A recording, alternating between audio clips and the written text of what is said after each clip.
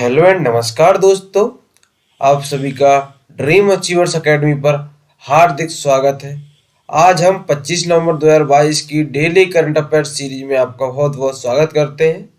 आज हम डिस्कस करेंगे 25 नवंबर 2022 के करंट अफेयर्स के बारे में। तो चलिए शुरू करते हैं हम आज का वीडियो। हमारा जो फर्स्ट क्वेश्चन है वो है, हाल ही में किसे केबीआईसी के सीईओ के रूप में नियुक्त किया गया है? फर्स्ट ऑप्शन है कल्याण सिंह, सेकंड ऑप्शन है विनीत कुमार, थर्ड ऑप्शन है योगेश चंद्र और फोर्थ ऑप्शन है संजय वर्मा। तो हमारा इसका जो राइट आंसर हो जाएगा वो विनीत कुमार। हाल ही में विनीत कुमार जी को जो है केबीआईसी के सीईओ के रूप में नियुक्त किया गया है।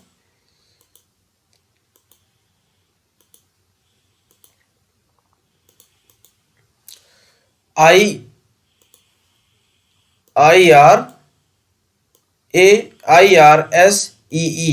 Indian railway service of electrical engineers के जो अधिकारी हैं विनीत कुमार जी, उन्हें खादी और ग्रामोद्योग आयोग केबीआईसी के मुंबई स्थित केंद्रीय कार्यालय में मुख्य कार्यकारी अधिकारी का पदभार संभाला है।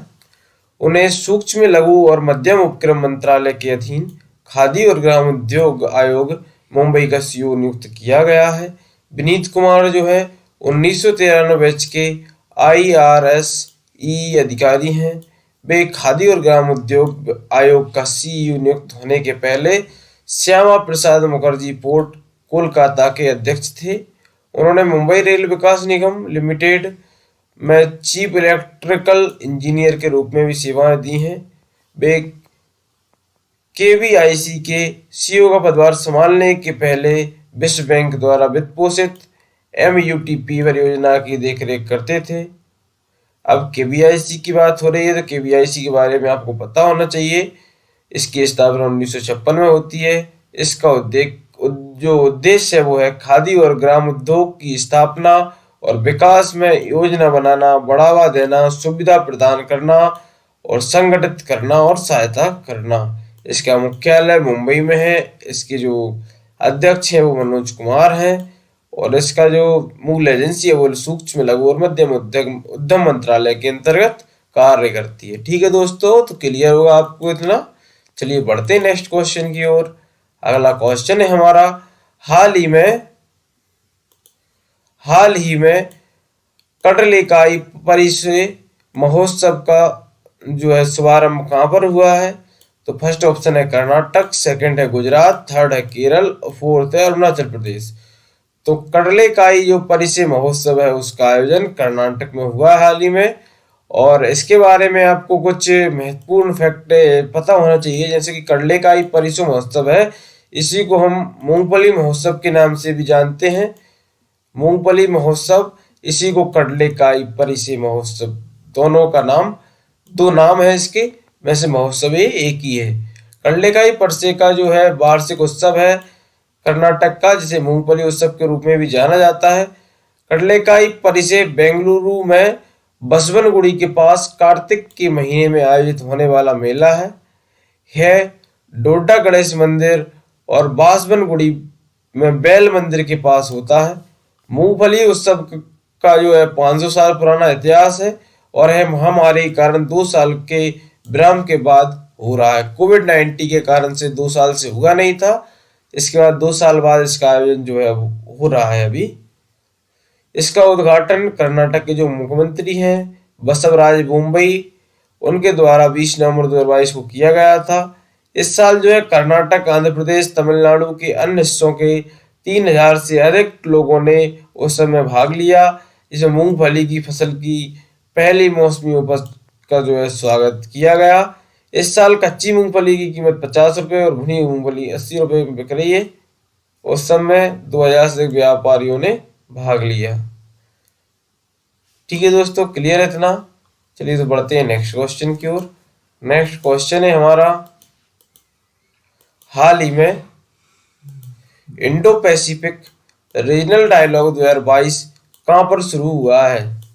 इसका फर्स्ट ऑप्शन है दिल्ली, सेकंड गोवा, थर्ड मुंबई और फोर्थ चेन्नई। तो इसका जो राइट आंसर हो जाएगा नई दिल्ली। हाल ही में नई दिल्ली में जो है इंडो पैसिफिक रीजनल डायलॉग 2022 का जो है शुभारंभ हुआ है।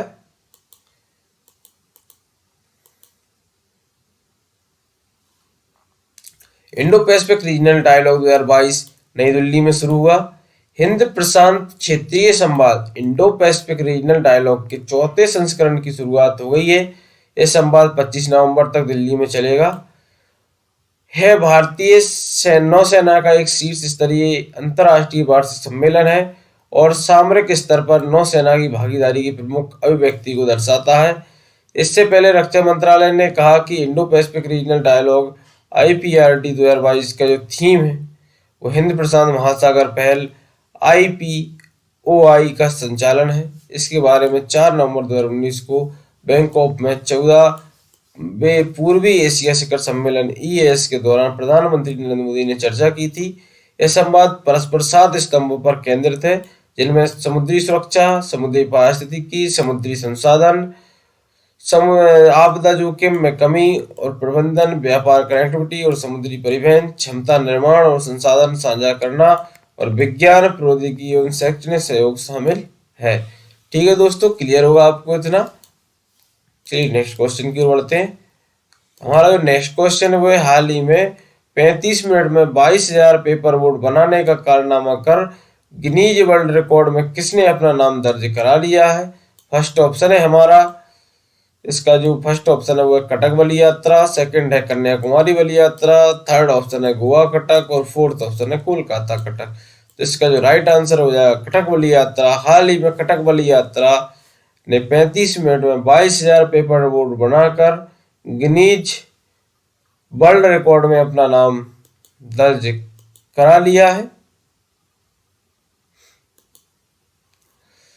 कटक बलि यात्रा ने जो है गिनीज वर्ल्ड रिकॉर्ड में अपना नाम दर्ज कराया। 35 मिनट में इसने 22,000 पेपर बोट बनाने का जो है रिकॉर्ड बनाया है। जिला प्रशासन और कटक नगर निगम द्वारा बारावती स्टेडियम में आयोजित एक कार्यक्रम में बलि यात्रा उत्सव के दौरान 22 स्कूलों के 2100 से अधिक छात्रों ने कागज की नाव बनाकर विश्व रिकॉर्ड बनाया है। कटक की बलि यात्रा राज्य के सबसे बड़े ओपन एयर व्यापार मेले के लिए विश्व रिकॉर्ड को वैश्विक मान्यता प्राप्त कराने का प्रयास किया गया था। लंदन में गिनीज वर्ल्ड रिकॉर्ड के मुख्यालय से केवल 15 मिनट में 10,000 पेपर बोट बनाने के प्रयास के लिए संपर्क किया गया था। कागज की नावों का जो आकार और वजन है वो रिकॉर्ड बुक अधिकारियों द्वारा निर्धारित किया गया था। गिनीज वर्ल्ड रिकॉर्ड एक साथ ओरिगेमी मूर्तियों को फोल्ड करने वाले सबसे अधिक लोगों के लिए सम्मानित किया गया था। ठीक है दोस्तों, क्लियर इतना। चलिए नेक्स्ट क्वेश्चन की ओर बढ़ते हैं। अगला क्वेश्चन है हमारा, हाल ही में किसने प्रतिष्ठित Salesforce partner innovation award 2022 जीता है? इसका जो फर्स्ट ऑप्शन है Prodapt, second option Paragon, third option है पैरास्टीज, फोर्थ ऑप्शन है कार्लो। इसका जो राइट आंसर हो जाएगा प्रोडेप्ट। हाल ही में प्रोडेप्ट ने जो है Salesforce partner innovation award 2022 जीता है।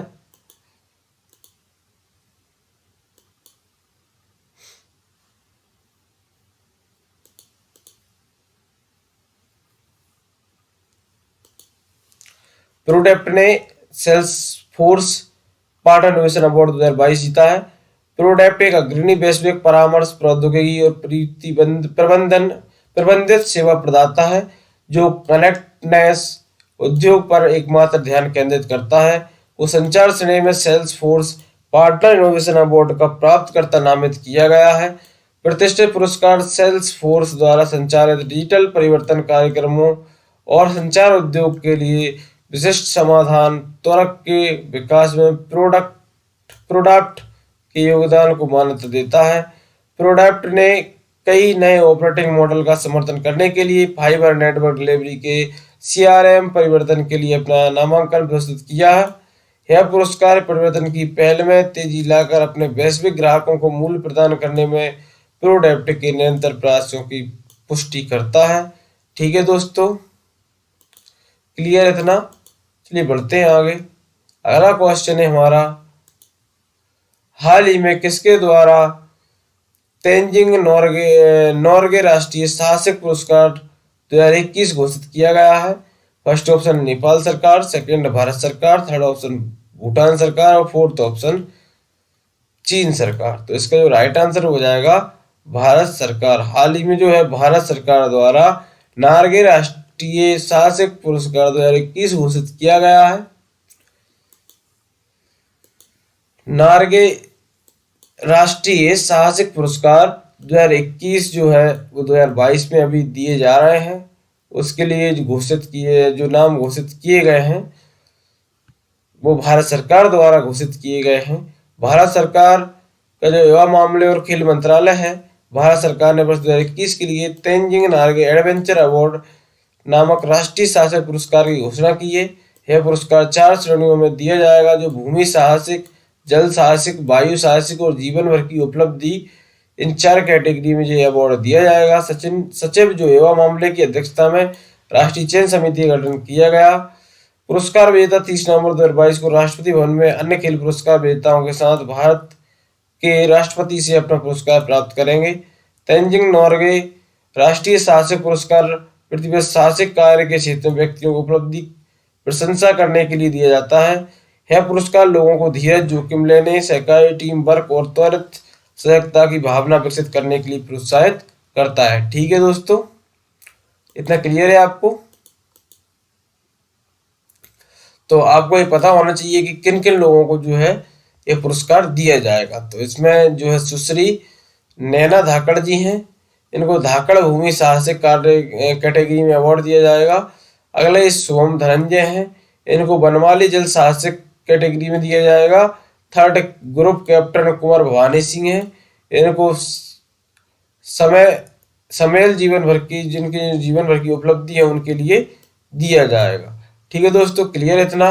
चलिए बढ़ते हैं अगले क्वेश्चन की ओर।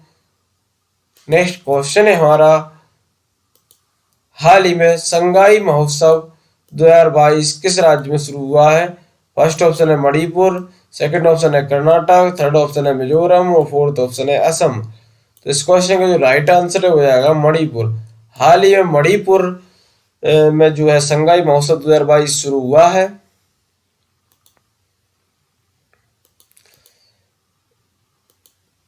मणिपुर संगाई महोत्सव 2022 जो है वो मणिपुर राज्य में स्टार्ट हुआ है। मणिपुर का संगाई महोत्सव शुरू हुआ है। ये मणिपुर का सबसे बड़ा पर्यटन उत्सव है। त्योहार का नाम राज्य पशु के नाम पर रखा गया है, जो केवल मणिपुर में पाया जाता है। इस बार भव्य रूप से आयोजित किया गया है क्योंकि कोविड-19 महामारी ने पिछले 2 वर्षों से इस त्योहार को प्रभावित किया है। केंद्रीय पर्यटन व संस्कृति मंत्री और डोनर जी किशन रेड्डी ने मुख्यमंत्री एन बीरेन सिंह के साथ मणिपुर संगाई महोत्सव 2022 के उद्घाटन समारोह में भाग लिया। संगाई महोत्सव बिष्णुपुर जिले के मोइरंग खुन्नो स्थित संगाई एथनिक पार्क में आयोजित किया गया था। इस बार यह उत्सव मणिपुर में 13 अलग अलग स्थानों पर आयोजित किया जा रहा है ताकि घरेलू और अंतर्राष्ट्रीय दोनों पर्यटकों को सांस्कृतिक वस्तुओं की किस्मों का प्रदर्शन किया जा सके। त्योहार का विषय एकता का त्योहार है। 10 दिनों तक चलने वाले इस महोत्सव के मणिपुर में पर्यटकों के आकर्षित होने की उम्मीद है। ठीक है दोस्तों, क्लियर है इतना? चलिए तो बढ़ते हैं अगले क्वेश्चन की ओर। अगला क्वेश्चन है हमारा, हाल ही में किसे प्रतिष्ठित डॉक्टर कलाम सेवा पुरस्कार से सम्मानित किया गया है? फर्स्ट ऑप्शन है हमारा अभिजीत सिंह, सेकंड ऑप्शन है हमारा रवि कुमार सागर, थर्ड ऑप्शन है हमारा रामेश्वर गुप्ता और फोर्थ ऑप्शन है दिनेश कुमार। इसका जो राइट आंसर हो जाएगा रवि कुमार सागर। हाल ही में रवि कुमार सागर को जो है प्रतिष्ठित डॉक्टर कलाम सेवा पुरस्कार से सम्मानित करने के लिए सम्मानित किया गया है। रवि कुमार सागर प्रतिष्ठित डॉक्टर कलाम सेवा पुरस्कार से सम्मानित किए गए हैं। रवि कुमार सागर को सबसे प्रतिष्ठित जो है डॉक्टर अब्दुल कलाम सेवा पुरस्कार सम्मानित किया गया। यह पुरस्कार उन्हें समाज के लिए उनकी निरंतर सेवा के लिए प्रदान किया गया। वह भारत के सबसे कम उम्र के उद्यमियों में से एक हैं। जुड़वा तेलुगु राज्यों के एक युवा उद्यमी रवि कुमार सागर, जिन्हें RKS के नाम से भी जाना जाता है, डॉक्टर कलाम सेवा पुरस्कार की मेजबानी हर साल वंदे भारत फाउंडेशन और लीड इंडिया फाउंडेशन द्वारा भारत के दिवंगत पूर्व राष्ट्रपति डॉक्टर APJ कलाम की जयंती मनाने के लिए किया जाता है। समाज के लिए असाधारण काम करने वाले लोग विभिन्न लोगों को पहचानने के लिए डॉक्टर कलाम की जयंती पर योग्य उम्मीदवार को यह पुरस्कार प्रदान किया जाता है। ठीक है दोस्तों, तो क्लियर होगा आपको इतना। तो चलिए बढ़ते हैं नेक्स्ट क्वेश्चन की ओर। हमारा जो नेक्स्ट क्वेश्चन है वो है, हाल ही में किसे संयुक्त राष्ट्र के सर्वोच्च पर्यावरण पुरस्कार से नवाजा गया है? फर्स्ट ऑप्शन है पूर्णिमा देवी बर्मन, सेकंड ऑप्शन है प्रभुदास भारती, थर्ड ऑप्शन शकुंतला श्रीवास और फोर्थ ऑप्शन है रमा कुमारी त्रिपाठी। तो इस क्वेश्चन का जो राइट आंसर हो जाएगा पूर्णिमा देवी बर्मन। हाल ही में पूर्णिमा देवी बर्मन को संयुक्त राष्ट्र के सर्वोच्च पर्यावरण पुरस्कार से नवाजा गया है।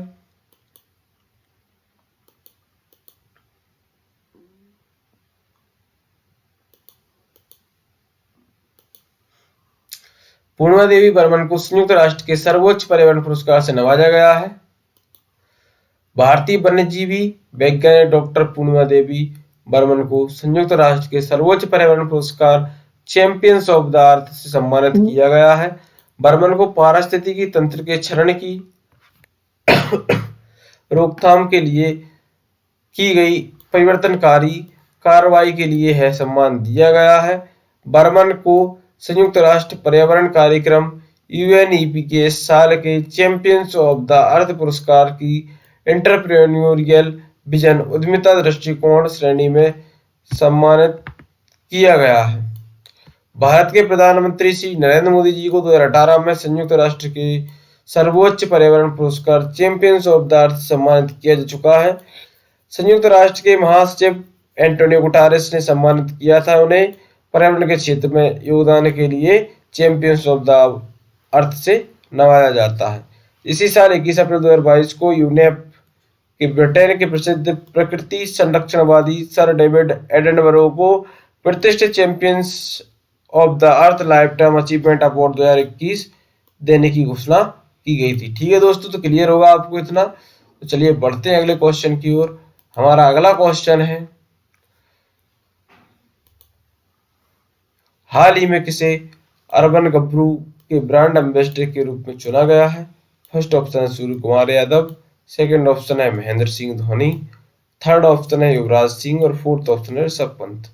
तो इसका जो राइट आंसर हो जाएगा सूर्य कुमार यादव। हाल ही में सूर्य कुमार यादव जी को जो है अर्बन गब्रू के ब्रांड एम्बेसडर के रूप में चुना गया है।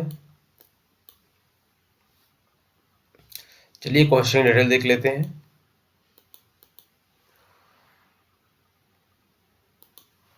तो अर्बन गब्रू के ब्रांड एम्बेसडर के जो है सूर्य कुमार यादव बने हैं। मेंस ग्रूमिंग ब्रांड जो है अर्बन गब्रू है और भारत के स्टार क्रिकेटर सूर्य कुमार यादव को अपना ब्रांड एम्बेसडर घोषित किया है।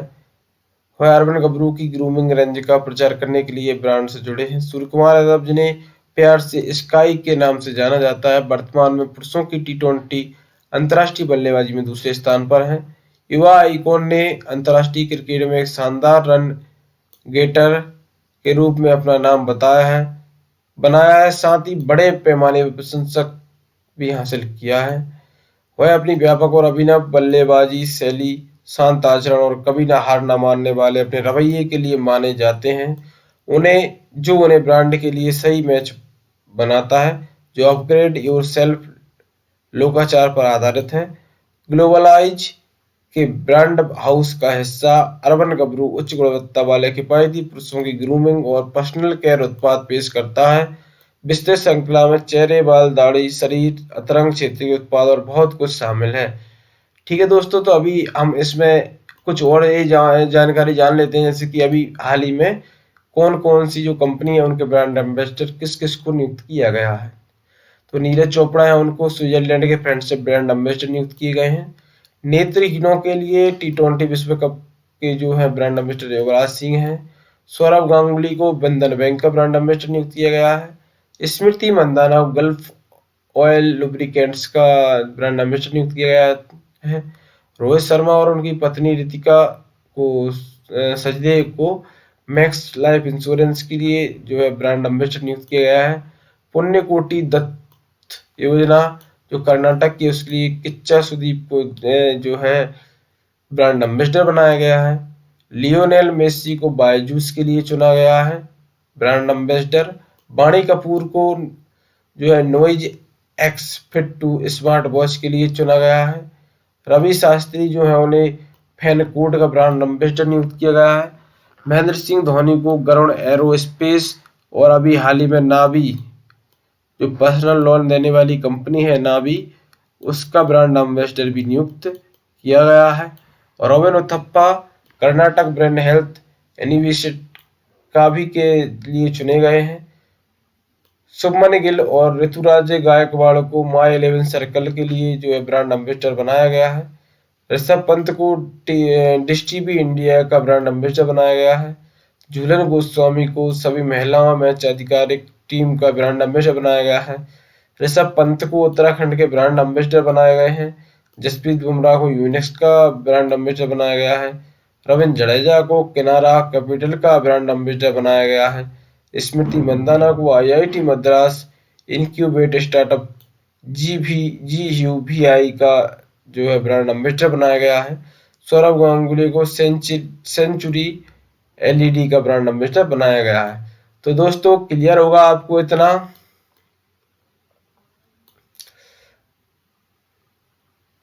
चलिए तो मिलते हैं नेक्स्ट वीडियो में, तब तक के लिए टेक केयर, बाय बाय। अगर आपने अब तक हमारे चैनल को सब्सक्राइब नहीं किया है तो चैनल को सब्सक्राइब जरूर कर लें, और अगर आपने बेल आइकन नहीं दबाया है तो उसको भी दबा लें ताकि आपको हमारे वीडियोज़ के अपडेट मिलते रहें। ठीक है दोस्तों, तो मिलते हैं नेक्स्ट वीडियो में।